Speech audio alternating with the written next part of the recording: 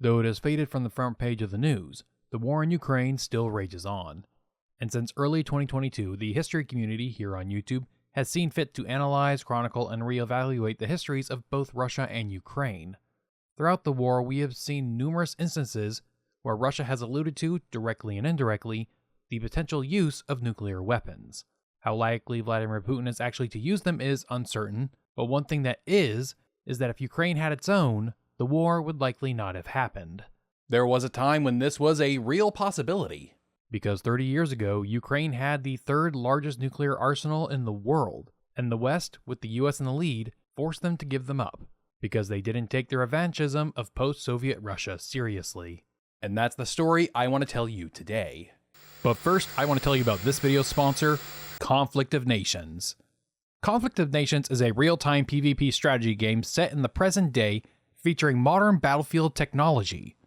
You take control of a country with over 100 to choose from, and pit its armed forces against up to 128 other players' countries in a struggle for world domination. Send your armies, navies, and air forces across the map to complete assigned missions, allowing for deep, combined arms operations and long-term strategic planning. But wars aren't won on military strength alone, so you need to manage your economy and technological development in order to maintain an edge on your opponents. And you can form long-lasting alliances or short coalitions of convenience. The game has over 100 stunningly modeled modern weapons and vehicles for the land, sea, and skies, as well as horrifying weapons of mass destruction. The game is available for both PC and mobile, and by joining now you can get an exclusive gift. Get 13,000 gold and a month-long premium subscription for free by clicking the link in the description. But you gotta act fast because this offer is only available for 30 days. Thanks again to Conflict of Nations for sponsoring this video, but for now, let's get back to the history. Like any good documentary or video essay, we have to go back to World War II. Ukraine was devastated by the war, suffering more than any other region of the Soviet Union. After the war, the Soviets wanted to rebuild its industrial capacity, which grew at over 8% annually until the mid-60s, but by the 1980s that rate had shrunk to about 3%. The agricultural growth rate shrank even more, from a high of 3% in the 60s to 0.5% by the 1980s. And these were the official numbers, which were usually inflated, which means the real situation was probably worse. Now, relative to most of the other Soviet republics, Ukraine had it pretty good, due in part to having friends in high places, with both Nikita Khrushchev and Leonid Brezhnev being Ukrainian. Despite cracking down on Ukrainian nationalism, they did ingratiate Ukrainians into the ruling elite of the Soviet Union. But this started falling apart after Brezhnev's death, with Yuri Andropov and Konstantin Chernenko being ethnic Russians, and Mikhail Gorbachev not really caring for his Ukrainian heritage. Gorbachev began dismantling the patronage network benefiting Ukrainian party bosses, so by the late 1980s, there was little binding Ukraine's leaders to Moscow. The final straw for Russo-Ukrainian relations was the disaster at the Chernobyl nuclear power plant. It may have been primarily providing power to Ukrainian industry, but it was almost entirely run and staffed by Russians, and controlled from Moscow. This would have been bad enough, but on top of this, the plant was poorly built with designs that were considered outdated at the time of construction. Something to understand about Chernobyl is that it was part of a superstorm of bad news for the Soviets in the late 80s. This was the period of perestroika, which meant news of Chernobyl eventually got out, and not long after that, the Ukrainian Communist Party gained access to the Russian archives, which possessed evidence of the mass famine from the early 1930s, which the Ukrainian diaspora had referred to as the Holodomor. If you want to learn more about the Holodomor and the long history of its cover-up, I suggest watching this previous video. The exposing of the Holodomor was a big motivating factor in Ukraine declaring independence. The US ambassador to the Soviet Union in 1991 was told as much by Ukraine's first president, Leonid Kravchuk. I asked President Leonid Kravchuk when he had turned from belief in communism to conviction that Ukraine must be independent. He then explained that while he had known in general that there had been abuses and even atrocities in the past, he had not seen the concrete evidence until that year. What he had seen and learned in 1989 had convinced him that only independence could save his country from such horrors in the future. The Kremlin's authority across the Soviet Union and Eastern Bloc quickly collapsed after the fall of the Berlin Wall. Ukraine saw its first open elections in 1990, with the pro-democracy People's Council winning a quarter of the seats in the Supreme Soviet. That summer, it would issue a declaration of sovereignty in which they asserted that Ukrainian law would supersede Soviet law, but it planted the seeds of denuclearization. It originated as the brainchild of Volodymyr Vasilenko, a scientific consultant to the Supreme Soviet of Ukraine. He gave the leader of the People's Council, Ivan Drak, the formulation of a nuclear weapons-free Ukraine. The Ukrainian SSR solemnly declares its intention to become a permanently neutral state that will not participate in military alliances and will adhere to the 3 non-nuclear principles of not manufacturing weapons, not distributing weapons, and banning the presence of weapons on its territory. How guiding this was supposed to be is debated. On the one hand, this was in its declaration of sovereignty, not its declaration of independence. Now, for us in the West, we might not understand the difference between those two things, but for former Soviet republics, these were 2 separate documents that did separate things. When Ukraine declared sovereignty, they weren't seceding from the Soviet Union. They simply declared that Ukrainian law took precedence over Soviet law. It's the equivalent of a US state declaring that the Supremacy Clause of the US Constitution no longer applies to them. The Declaration of Independence would come over a year later. It did not include any provisions about nuclear weapons. A deputy in the Supreme Soviet from the time, and a future Minister for the Environment, Yuri Kostenko, would assert that the initial line was improperly worded because it was based on an English-language document that was mistranslated. Rather than banning the presence of nuclear weapons, it was supposed to ban the testing of weapons on Ukrainian soil. He also claims that it was meant to establish a legal argument for declaring independence. The motivation behind this initiative, as Vasilenko personally explained it to me, was the desire to provide in the declaration the legal foundation for Ukraine's exit from the USSR. That is to say, a non-nuclear weapon state of Ukraine could not be part of the nuclear weapon state of the Soviet Union. Kostenko would go on to argue that this provision was entirely unnecessary because none of the other republics did so and were still able to declare independence. And so, despite that provision allegedly being about providing a legal justification for secession, it was latched onto by the international community and created expectations for a post-Soviet Ukraine. And the United States was especially excited to hear this because every president since World War II has tried to reduce the number of countries possessing nukes or reduce the total number of nukes they had. This was a big part of the presidency of Ronald Reagan, and his successor, George Herbert Walker Bush, continued this legacy by negotiating the Strategic Arms Reduction Treaty, or START. He finished negotiating it with Mikhail Gorbachev in July 1991, but the Soviet Union would be dissolved before it could be ratified. The Bush administration was concerned about the Soviet Union breaking up, fearing it would reinvigorate nuclear proliferation. In 1991, about 17% of the USSR's nuclear arsenal was stationed in Ukraine, with another 13% in Kazakhstan, and 0.6% in Belarus. From the US perspective, it was easier dealing with Gorbachev than dealing with each Soviet republic separately. After the signing of the START Treaty in Moscow, President Bush visited Kiev and gave a speech to the Supreme Soviet, discouraging Ukraine from seeking independence. Later today, I'll visit the monument at Babi Yar, a somber reminder, a solemn reminder of what happens when people fail to hold back the horrible tide of intolerance and tyranny. And yet freedom is not the same as independence.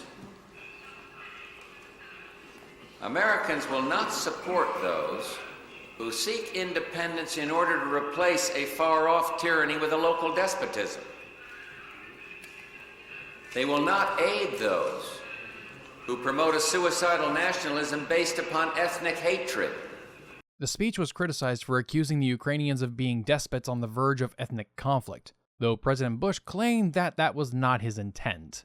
The speech was given in Kiev because it would obviously have been inappropriate in Moscow, and Ukraine was the only stop outside Russia where the issue was relevant. Less than 3 weeks later, the August coup happened, where hardliners in the Communist Party attempted to seize power, placing Mikhail Gorbachev under house arrest in Crimea. Leonid Kravchuk fought to maintain the peace in Ukraine, while Boris Yeltsin led a populist march in the streets of Moscow. After the failed coup, Gorbachev removed all of the known suspected plotters from their offices and replaced them with Yeltsin's yes-men. On August 24th, the Supreme Soviet of Ukraine adopted a declaration of independence that would later be voted on by a popular referendum in December.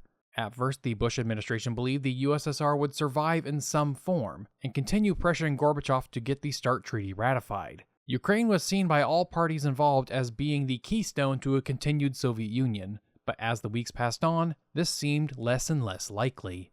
Kravchuk told me Ukrainians no longer believed the center could do anything other than foul up their lives, and wanted us to begin to deal directly with Ukraine in every way, bypassing Moscow. That same month, the Ukrainian Supreme Soviet would abolish the Ukrainian KGB and replace it with the Security Service of Ukraine. This would prove to be a necessary but entirely insufficient measure to ensure Ukrainian independence, because most of the people they placed in charge were former KGB members, who had close ties with the Kremlin. This was followed by the creation of a special working group to develop national security policies in Ukraine. The parliament would adopt a statement outlining its policy goals regarding nuclear weapons on October 24th. Ukraine's policy will be aimed at a complete elimination of nuclear weapons and all of their corresponding parts located on the territory of the Ukrainian state. It intends to do so in the time frame that is minimally necessary in view of the legal, technical, financial, organizational, and other capacities, and in consideration of environmental safety. As the day of the referendum neared, a debate raged in the White House. They expected Ukraine and the other republics to declare independence, and that they weren't going to form a new union to replace the USSR. So the debate was how to deal with the successor states. Under Gorbachev, the Soviet Union had begun a series of political reforms that the US wanted to see continued. But what was the best strategy to transform the former Soviet Union into liberal democracies? The debate was between two strategies: a Russia-first approach and a periphery-first approach. The Russia-first approach held that if you could liberalize Russia, these reforms would radiate out to the other post-Soviet states. This strategy relied on utilizing Russia's continued political and economic influence on its neighbors to coerce reform, and it had the advantage of only needing to deal with one government directly. The periphery-first approach functioned more like the containment strategy used in the Cold War. Instead of putting all of your eggs into one basket, you spread them out. Encourage each of Russia's neighbors to initiate reforms, and as they became more free and prosperous, and as the Russian people were exposed to how much worse off they were, they would eventually force their own government to reform. This strategy relied on the relative weakness of the non-Russian governments, whom they believed would be easier to influence than the much bigger Russia. The Russia-first strategy was preferred by Secretary of State James Baker and the National Security Advisor Brent Scowcroft, while the periphery strategy was favored by Secretary of Defense Dick Cheney, who was quite aggressive in his proposal. I thought we should do everything possible to push as hard as we could to lessen Moscow's control over the former republics. This was a case where our moral interests and our strategic interests were clearly aligned. I assume the developments are far from over. We could get an authoritarian regime still. I am concerned that a year or so from now, if all goes sour, how we can answer why we didn't do more. But ultimately, the Russia-first strategy would prevail because President Bush thought it was diplomatically easier. I took a slightly different tack. I wanted to be sure the Soviet Union was dismantled peacefully, and that meant, above all, preventing a Russian-Ukrainian clash. In the triangular political game among the center, Russia, and Kiev, I didn't want to see us move precipitously and provoke or exacerbate a dispute that could be avoided. The question is, how do you preserve our relationship without condoning the very kind of behavior that the Soviets are involved in? We've got so much at stake that it affects the others in the world, and it affects us. This debate came to a head in late November, when the president decided to favor working with Russia rather than Ukraine. The administration's plan was to wait a few weeks after Ukraine officially declared independence. But the plan was leaked on November 28th after President Bush met with a group of Ukrainian American activists who subsequently told the details of the plan to the press. After the referendum, the Bush administration would end up granting diplomatic recognition the same day. The Ukrainians were just as divided on what to do next. There were some in the newly elected Ukrainian parliament that wanted to keep the nukes as a deterrent against Russian aggression, but the consensus view was to dispose of their arsenal, so the true debate was over how to get rid of them. The administration of the newly elected President Leonid Kravchuk advocated for a quick disposal of the nukes, fearing their presence would entice a Russian invasion to take possession of them by force. At the time of independence, the Ukrainians didn't have direct control of the nukes. It would require them to replace the control systems, which the Russians warned would be treated as a hostile act. And since the August coup, Yeltsin's government had been crafting a plan on what to do about the Soviet nuclear arsenals in the neighboring republics.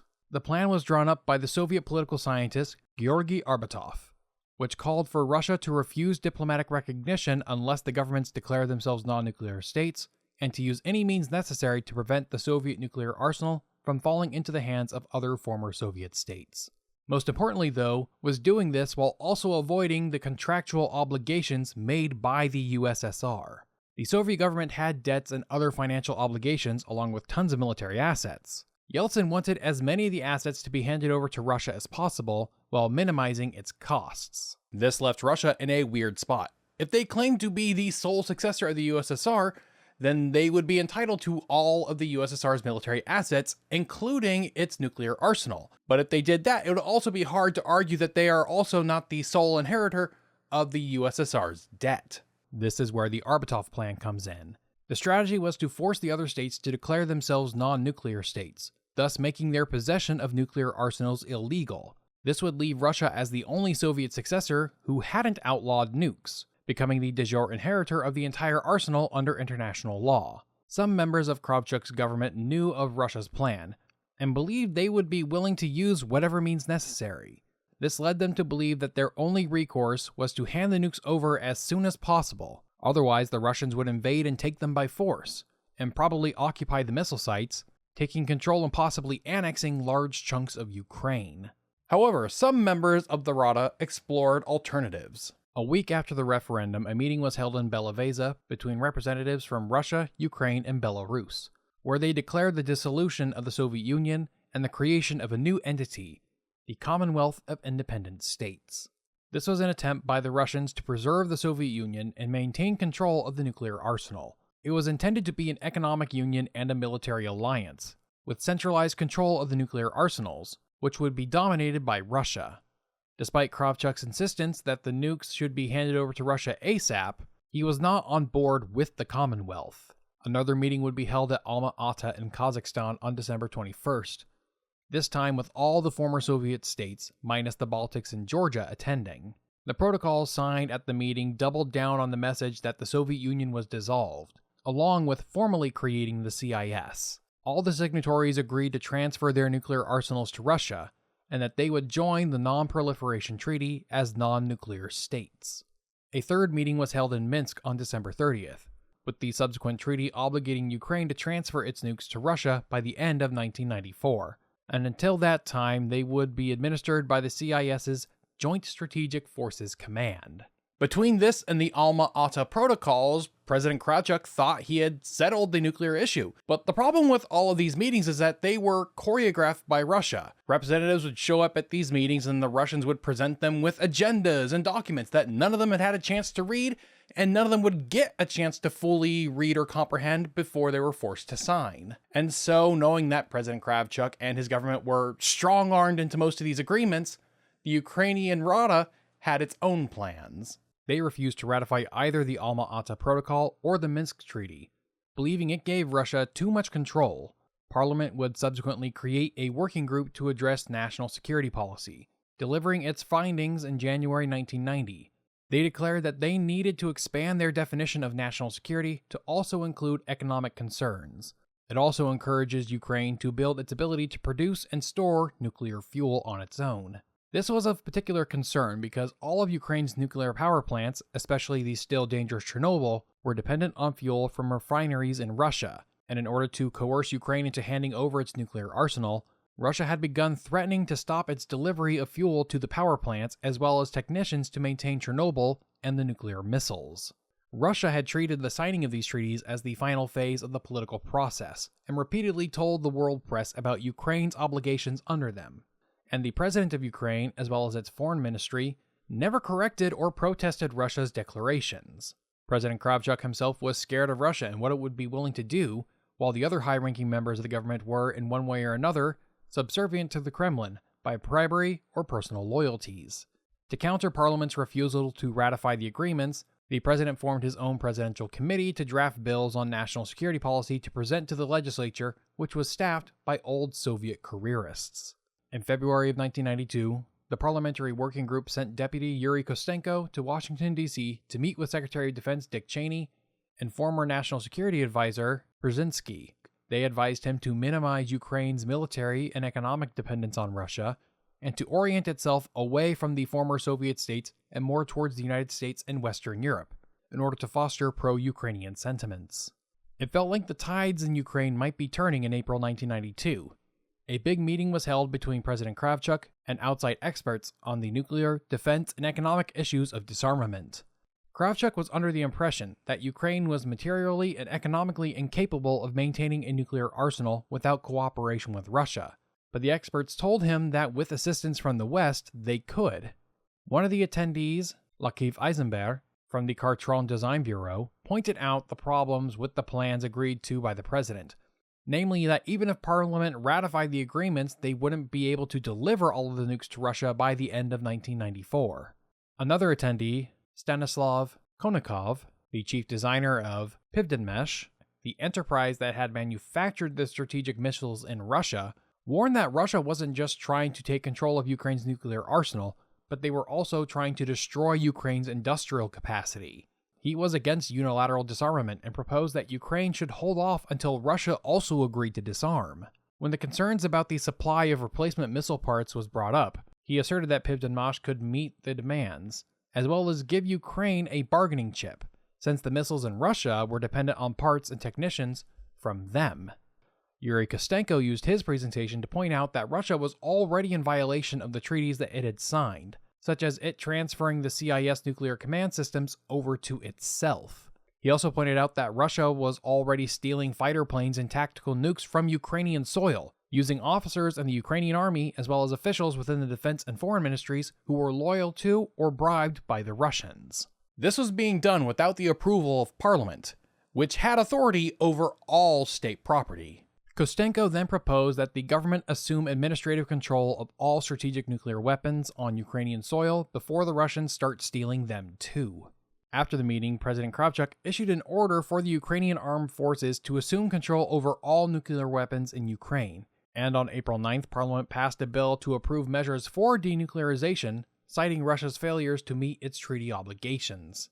The resolution also banned the transfer of its nukes to an outside power without an agreed-upon plan for the weapons to be dismantled first. The details of the secret meeting would be delivered to Moscow, who used it to stir up an international scandal, claiming that Ukraine was trying to become a nuclear power. President Kravchuk reached out to President Bush, asking for help in resolving the many issues Ukraine had before it could feasibly disarm. Ukraine's foreign minister, Anatoly Zlenko, would fly to Moscow to meet with the foreign ministers of Russia, Belarus, and Kazakhstan, where Russia accuses Ukraine of militant nationalism and establishing its own nuclear arsenal. Kostenko attended the event as a representative from Parliament and wrote a report to President Kravchuk, encouraging him to cease the transfer of tactical nuclear warheads until satisfactory international oversight was set up, as well as demanding that Russia return the uranium and plutonium from the warheads back to Ukraine, so they could be reprocessed into fuel for its own nuclear power plants, and to find outside investors to build the necessary facilities to refine them. Despite this, President Kravchuk signed an agreement with Yeltsin on April 17th, and ordered the resumption of the transfers, which was finished by May 5th, against the will of Parliament. These specific developments demonstrated the haste with which Russia endeavored to take advantage of the not yet formed governmental structures in Ukraine, as well as dismal levels of professionalism by the latter. Moreover, Russia did this with Ukrainian leadership being virtually unaware of these processes. The decision was most likely the result of Russian pressure, as evidenced by the presidents of Ukraine, Belarus, and Kazakhstan all sending letters to President Bush on May 7th, promising to completely eliminate their nuclear arms within 7 years. These letters were followed up by a meeting in Lisbon on May 23rd, between the 4 former Soviet states with nukes and the United States.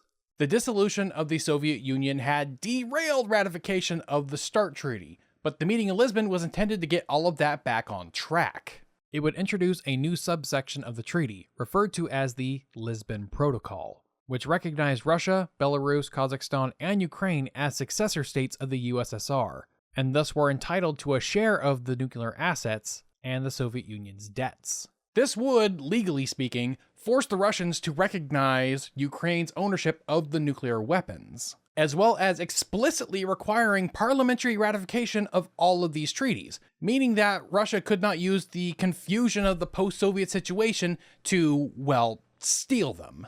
But the benefits of this provision would be negated by Article 5, which required Ukraine to join the Non-Proliferation Treaty as a non-nuclear state as soon as possible. Ukrainian lawyers read some dire, if possibly unintended, consequences for this formulation. The treaty simultaneously recognized Ukraine as the rightful owner of the nuclear arsenal on its soil, while mandating they join an organization that would not allow their ownership. This combination of facts could lead to Russia automatically gaining control and ownership of the Soviet nukes, all without requiring them to compensate the Ukrainian government. There was also the fear that Russia might also take control of the military units administering and operating the weapons. It was, as Yuri Kostenko had feared, a fulfillment of the Arbatov plan. Despite this, Minister Zelenko would sign the protocol and pledge that Ukraine would ensure the dismantling of its arsenal within 7 years. Parliament responded by creating another working group to analyze the START treaty, with Yuri Kostenko as its chair, who would publish an article laying out his strategy for disarmament. First, assert Ukraine's ownership of the nuclear arsenal. Second, find outside parties to cover the costs of disarmament. And third, use the nuclear materials from the warheads for domestic power production. And fourth, get security guarantees from the West. In the summer of '92, the working group proposed tying Ukraine's denuclearization to joining NATO, and the idea would be broached in a December meeting between Ukraine's ambassador, Ola Belarus, and the U.S. Undersecretary of State, Frank G. Wisner, who promised to support Ukraine's bid for NATO membership if Ukraine would ratify START and the Lisbon Protocol. We know about your problems with Russia, but nuclear weapons will not protect you against it. On the contrary, they will only make your security situation even worse. The only assurance of your security is to join transatlantic structures and cooperate with them. Unfortunately for Ukraine, all attempts at incorporating them into NATO were killed by the Clinton administration. But this betrayal was built on top of another from October. A newspaper in Moscow exposed a secret agreement between the US and Russian governments. The US Departments of Energy and Defense had agreed to buy the highly enriched uranium from the nukes dismantled by Russia, much of which would be from the stolen Ukrainian arsenal. This was followed by a report from Ukraine's Ministry of Defense, which estimated the cost of disarmament, which would cost at least $700 million annually, out of a national budget of only $8 billion. By 1998, the estimated cost of implementing all the provisions of START would be at least $4 billion, not including the cost of upkeeping the arsenal until they could be safely delivered and dismantled. Yuri Kostenko would visit Moscow in December of 1992 in order to acquire more information about the Ukrainian nuclear arsenal from the Soviet archives. President Kravchuk had been told by some officials that Russia could still remotely detonate the warheads or fire the missiles, but during his visit to Russia, Kostenko was able to confirm that, in their current state, the Russians couldn't remotely control the arsenal. But more importantly, Kostenko would discover how much nuclear material was used in the arsenal that was stationed on Ukrainian soil, and would give him and Parliament an idea of how much to ask for compensation from the Russians. Around that time, an American company, General Atomics, reached out to the Ukrainian government and sent ideas for how the nuclear material from the warheads could be used for peaceful purposes. They had a plan to build sites where they could refine highly enriched uranium into lowly enriched uranium, which could be safely used in Ukraine's nuclear power plants. Kostenko would approach the working group as well as President Kravchuk's office with the offer, emphasizing how much this would save on transportation costs, as well as energy independence. And just as important, it would foster relations with Western companies, which would place Ukraine within the areas of interest of the United States and Western Europe. In January 1993, Ukraine's Deputy Foreign Minister, Boris Tarasuk, led a delegation to Washington in hopes of obtaining security guarantees from the outgoing Bush administration. But the State Department refused to grant Ukraine any additional guarantees, claiming that it would receive all of the guarantees entitled to a member of the United Nations. But President Bush would send Tarasuk back to Ukraine with a letter, promising Ukraine various guarantees once they ratified START. While the US was working on getting the former Soviet states to ratify the START treaty, they had been working on a follow-up treaty with Russia, START II, which was signed on January 3, 1993. It called for both the US and Russia to reduce their nuclear arsenals by over 2/3, but it would only go into effect when all the signatories of START I ratified the treaty. This resulted in the US putting even more pressure on Ukraine to ratify it. I'd like to thank Conflict of Nations again for sponsoring this video. You can get started with 13,000 gold in free premium account time by clicking the top link in the description. I'd also like to thank United24 for helping me with some of the research for this video. Subscribe to their channel if you want to stay up to date with the ongoing conflict in Ukraine. And finally, I'd like to thank my patrons for helping make this video possible. Patrons get early access to ad-free versions of these videos, as well as access to my notes and scripts that I use to make them. Go to patreon.com/casualhistorian to learn more. Don't forget to like, share, and subscribe. Thanks for watching, and I'll see you next time.